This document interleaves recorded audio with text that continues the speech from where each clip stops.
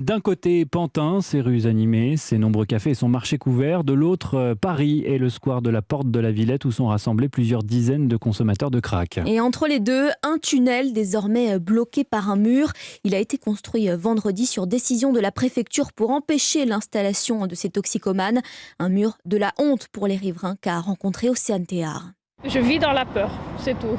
Susanna a les yeux cernés. Cette habitante du quartier a du mal à dormir depuis que les toxicomanes ont été installés à 200 mètres de son immeuble. Elle redoute déjà la sortie du métro après le travail. Je ne sais pas comment je vais faire pour rentrer chez moi, à part me téléporter, puisque ce square est le passage obligé. Il n'y a pas de trottoir en face, il n'y a pas d'autre accès pour aller du métro-porte de la Villette chez nous. Mon mari m'accompagnait à chaque voyage, mais il ne pourra pas le faire à chaque fois. Une peur liée également à la misère. C'est ce qu'explique Stéphanie Benoît, riveraine et porte-parole du collectif Anti-Crack 93. Alors on a pu observer déjà malheureusement de nombreuses agressions, uniquement des femmes qui avaient été ciblées. Elles se sont pris des gifles, des coups de poing, se sont fait voler leur téléphone. Mais ils vivent à ciel ouvert en fait, ils n'ont aucun moyen de se protéger, c'est inhumain. On craint pour notre sécurité, on craint aussi pour eux parce que l'idée c'est pas non plus de voir des personnes mourir sous nos fenêtres en fait. Les riverains ont prévu de manifester tous les mercredis pour demander une prise en charge d'urgence de ces toxicomanes. Le reportage d'Océane Théard pour Europe 1.